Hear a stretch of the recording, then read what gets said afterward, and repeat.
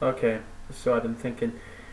I've been talking for so long about how Sam Raimi screwed up with his Spider-Man movies, and I don't think I ever actually took the time to sit down and explain why I feel the way I do. I've just kind of been saying it, and it's led to a lot of drawn-out arguments, and I know people are probably getting sick of it by now because I figure I'm beating a dead horse, but I just want to sit down and explain a couple things about what I really didn't like about it. For starters, let's just start with the origin. The origin is one thing that I love about it, and at the same time don't like about it. Now, I'm not going to be doing a constant pick apart of everything about the movies. I'm going to cover these though.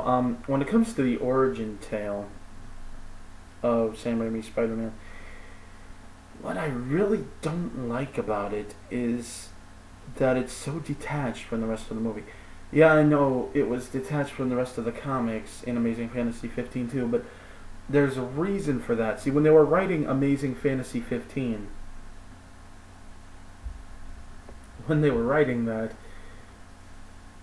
they had absolutely no assurance that Spider-Man was ever going to be seen again in the public eye. Ever.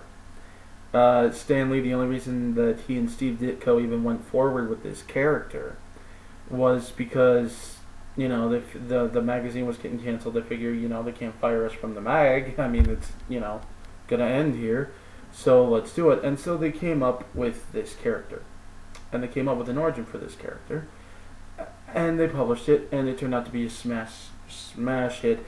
The problem is, it's a story that really only fits in 2/3 of a comic book. You don't really have a lot to go on. So, yeah, you do kind of have to pan it out, but at the same time, again, one reason that it's so detached is they have no guarantee that this is going to continue. When it's something that you know is going to continue, you can do something with that. Even the comics went back and did something with that multiple times. To tie it with the rest of Spider-Man's story. I mean, look at the other superhero movies. Look at Iron Man. When you look at Iron Man, his origin was pretty accurately done and updated very well. I mean, obviously, he can't be Vietnam anymore, but you know, and it didn't involve the Mandarin, I guess. But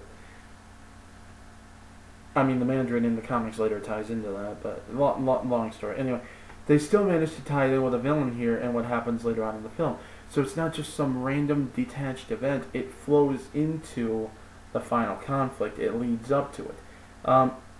It's something that they did in Captain America. It's something that they did in, you know, the Hulk. It's something that they, you know, it flows into it. And you don't get that here. It's like it's completely detached. The only reason that it feels attached is because they put the whole Green Goblin thing in with the points of Peter becoming Spider-Man, more or less. And then when they get done with that, they just kind of do a montage and rush through it and get to where the two stories correspond with each other. This presents a bit of a problem because from a film perspective, it doesn't have a flow. And the narrative kind of suffers because of that. Well, it does to me anyways. I really think that if they had found a way to incorporate it, like I said, they did it in the comics. Like Ultimate Spider-Man. It's at Oscorp, you know? And the spider gets out and bites Peter, and Norman knows about it, and Norman wants to observe him. And more or less it leads to an accident that winds up turning him into the Green Goblin, albeit a very different and kind of cruddy Green Goblin. But I don't want to say credit. It's one of the things about Ultimate that even in the days when it was good, in the early days, they did still change some stuff that they really didn't need to change. I mean, they turned the Green Goblin into this hulking demon-like thing. They turned the Rhino into this really scrawny, nerdy Russian guy in a giant robo suit. Stuff like that. Some people seem to have an objection to what they did to Venom. I don't have an objection with what they did to Venom. that much in Ultimate, but I do object to what they did in Carnage. But that's beside the point. The point is, they did it there. In the main line, even they sort of did some retconning the whole thing with Moreland and Ezekiel and the spider totem, and it flows into something that happens later. Spider-Man Chapter 1, which was a very excellent retelling of Spider-Man's early adventures, has the same accident that turns him into Spider-Man, turning Dr. Octavius into Doc Ock. It's, stuff like that. When you know that it's going to be part of a series, you kind of tend to make the origin flow into what happens later a bit more. When you don't, that's when that happens. But see, I know, yeah, they didn't know whether or not this film was going to get a sequel, but still, they could have made it flow into the rest of the narrative of the story. See, again, you're taking a serialization and you're putting it all into one lump. Yes, but you should make this part of the lump flow into this part, not just be like this standalone block and then a big block right here. That's a problem.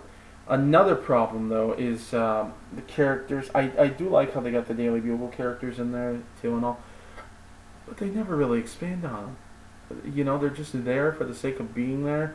You never really get a sense that his relationship with them expands or changes at all. Jameson's very, very two-dimensional. He's just there to be funny and say, I don't like Spider-Man. You don't really ever get a semblance of why. You don't ever really get a sense of, that he's really even that angry. He just kind of hates him because he does. Nothing like that, I think that, that they suffered in a way because they got just crammed in there for the sake of being there. I'm not saying they necessarily shouldn't have been there ever. It's just, especially in his early days, they weren't even there in like the first few issues of Spider-Man, so you do have some room to work with in that respect, but if you're gonna put them there, at least do something with them. Don't just have them sit there and be there for the sake of being there. It's cool and all, but they just kind of take up space that could be occupied by developing the relationships with the other characters more, especially Aunt May. Aunt May is another thing I didn't really like. While she looked like Aunt May, very much so, Rosemary Harris, I don't know, she just never really evolved beyond this character that somehow just always knew the right things to say, and she's always so stoic and wise, but obscenely naive, because the whole time you think, oh, she has to know. No, Sam Raimi confirmed that Aunt May in his movies does not know Peter Parker is Spider-Man. She just somehow inexplicably always has the right thing to say for whatever the heck he's going through. And I know that, you can remember fondly it would seem that way with someone, but at the same time, when that's literally the entire basis of your relationship, you could do more. I don't know. But one thing that really bugs me, I've already covered why I think he really didn't get Spider-Man right. I'm going to talk about why I don't even think I got Peter Parker right.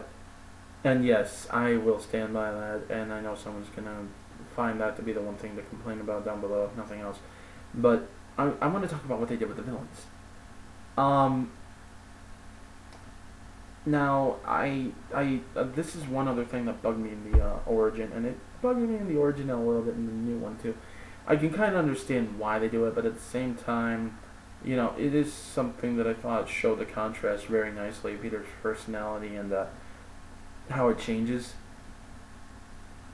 and his outlook, and really who he is as a person as Peter Parker, and what it did to him. Okay. Long story short, Peter Parker, when he first gets his powers, starts looking out for only him and the people who were nice to him, namely Uncle Ben and Aunt May. The rest of the world can go hang for all he cares, he even says at one point. Says he's going to make everybody sorry they ever laughed at him. He's actually a very selfish boy. Okay, you know what, we're going to go into Peter Parker a little bit, screw it. He's actually a fairly selfish kid. Not necessarily anything wrong with that. There's a reason that he had to learn the responsibility. You know, when you got him this perfectly sweet, innocent little boy who, and then he just makes one little mistake and, oh, boo-hoo sob, I have to completely reevaluate my life. No, that's not what makes you completely reevaluate your life. I mean, he was essentially already a good guy before he went through something to make him become a good guy. To a caricature extent. I mean, running, even the bus driver picked on him. The other nerds didn't want to be associated with him and refused to let him sit by them on the bus. It got ridiculous. It was almost like a parody movie. That level of ridiculous. It's like something that if you'd seen the Spider-Man movie and then you saw a scene like that where everyone's picking on him, even the bus driver, the teachers, what have you, you'd think this was the Spider-Man parody where they're going to extremes with how much everyone picks on poor Peter Parker. But no, this was the actual movie, and it went worse than it ever did in the comics. I mean, you got people randomly coming up to him and, just knocking him around and giving him a hard time, and nah. That just didn't sit right with me. Even when I was younger, it bugged me, but, at the same time, I also didn't care because, hey, finally a Spider-Man movie. Which quite literally was the entire basis of most of my enthusiasm for that movie. Hey, finally a Spider-Man movie. Yeah, sure they got this, and this wrong, but hey, finally a Spider-Man. Yeah, my standards weren't that high because, hey, finally a Spider-Man movie. Even though things bugged me, I just kind of let it ride because I was a fanboy. But when you get right down to it, that is one thing that always bugged me was how ridiculous they had Peter Parker being shoved around and put down, and yet through all this, he never once really gets angry. He never once really gets frustrated. The only time you see him sort of taking any kind of glee in being able to finally turn the tables on the people that pick on him, or when it's understandable because the guy picking on him is trying to beat the living hell out of him, and he's more or less defending himself and just gets a little into it at the time because he's strong enough to actually, take him on with no effort. And then when he sees that it made his love interest afraid of him, he runs out of the building. Yeah, just cuts school, then goes and runs across oh my god, wow. I'm not even going to get into how that doesn't even make sense. I'm not even going to get into how climbing using little hairs doesn't make sense. I don't know where he pulled that out from, but shoes, people. How are his feet sticking to the wall when he's got shoes on? Them some really, really long freaking hairs sticking out of the bottom of his shoes? I mean, really? And I know a lot of people like to say, well, they had to explain how he sticks to walls. Somehow they did. They explained how he sticks to walls. In the comics, it's an electrostatic cling. It's reversing the polarity in his fingertips and his feet, all that allows him to literally stick to any surface, even stuff that's perfectly smooth. And the cling is so strong because of that you literally cannot remove him from the wall. Theoretically speaking, if it were just hairs, then you could rip those hairs out of the wall or even out of his fingers and rip him from whatever he's clinging to. In the comics, whenever they tried to pull him off of something, the wall comes with him.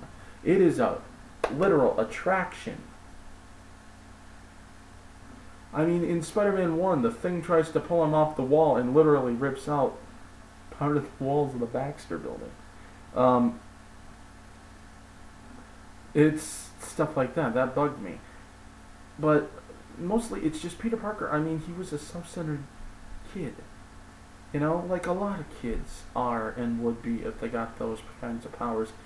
And when he lets that thug go that stole from that studio in the comics, which turned into the store in the new movie and the wrestling arena in the old movies,